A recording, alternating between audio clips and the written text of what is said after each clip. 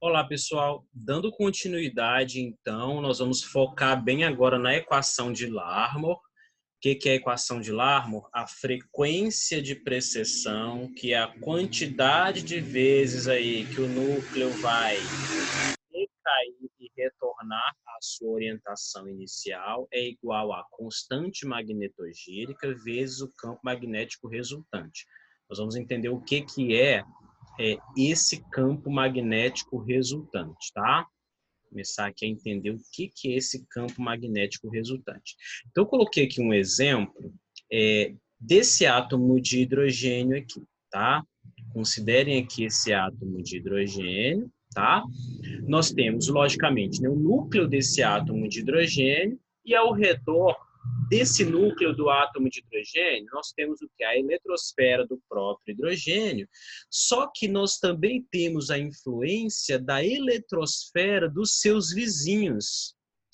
Quem são os vizinhos aqui desse hidrogênio? Então, nós temos, olha, esses grupos metila, o próprio carbono aqui, ao qual está ligado o hidrogênio, nós temos a vizinhança desses grupos metila, nós temos a vizinhança, né, desse outro grupo alquila.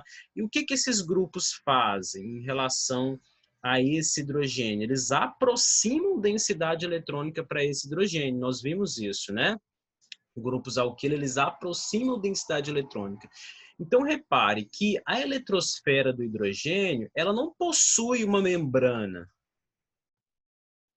Não é como uma célula, né, que tem lá, né, a membrana celular ou a parede celular, no caso da célula vegetal. No átomo não tem isso, não existe uma parede, né? Ali é espaço vazio, a eletrosfera é espaço vazio praticamente, né? Então, as densidades eletrônicas dos vizinhos, elas são sentidas, deixa eu voltar aqui, as densidades eletrônicas dos vizinhos, eles ficam próximos uns dos outros, né? Então, nós temos aqui grupos que aproximam densidade eletrônica.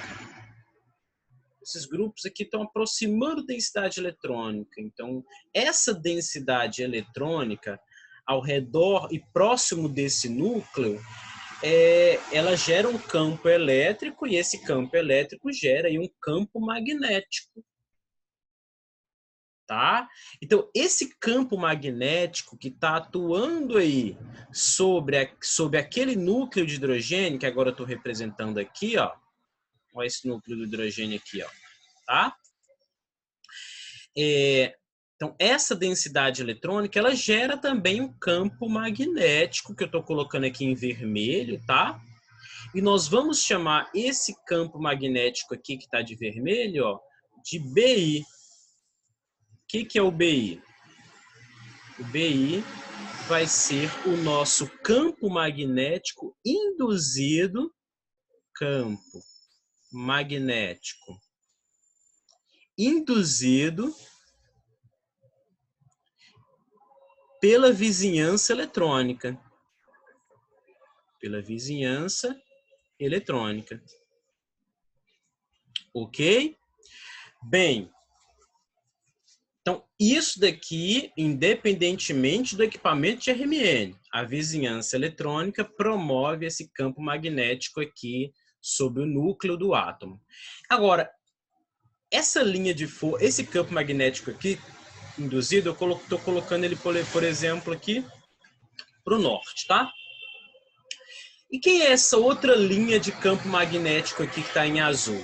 Essa daqui vai ser o B1, que é o campo magnético aplicado pelo equipamento. Tá?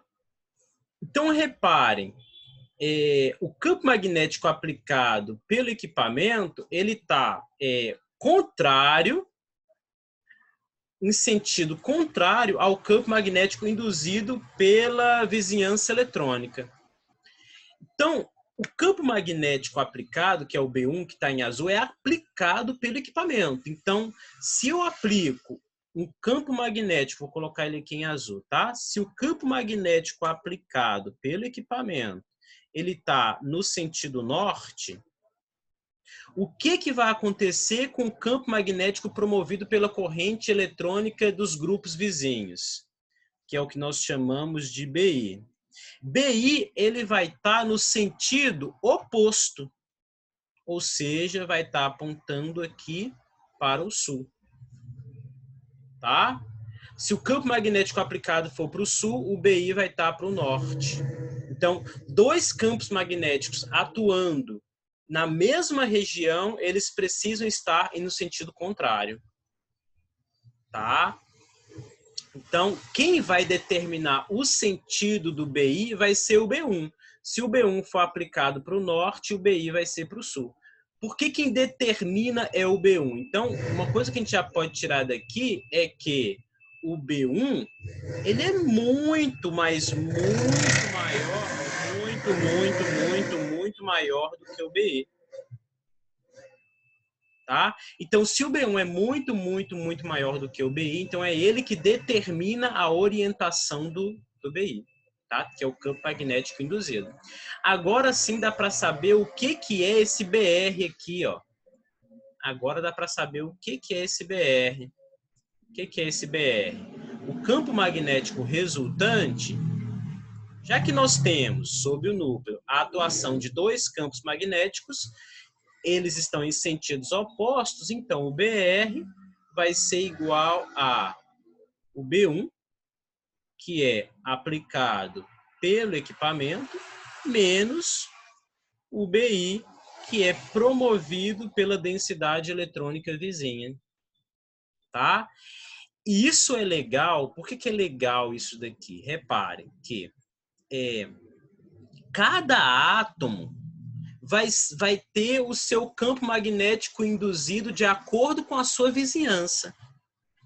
Se cada núcleo, né, se cada átomo vai ter se cada núcleo, né, referente ao átomo, vai ter o seu campo magnético induzido de acordo com a vizinhança, de acordo com cada vizinhança, então o que nós temos? Se B1, se BI, né? Se BI, ele é diferente, né? Para cada núcleo, então nós teremos um W0, uma frequência de precessão também diferente para cada núcleo. Tá? Então, cada núcleo dessa molécula vai estar numa frequência de precessão diferente, desde que a vizinhança eletrônica seja diferente. Então, desde que a densidade eletrônica ao redor do núcleo, está péssimo aqui a minha escrita, seja diferente. Tá? Deixa eu virar isso daqui aqui. Agora acho que vai ficar melhor. Ok? Então aqui está o nosso BR. E aí o BR ele vai ter o mesmo sentido do B1.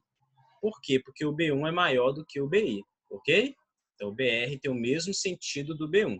O B1 é igual para todo mundo. Porque o B1 ele é aplicado pelo equipamento. Então esse B1 aqui, ó, igual para todos os núcleos.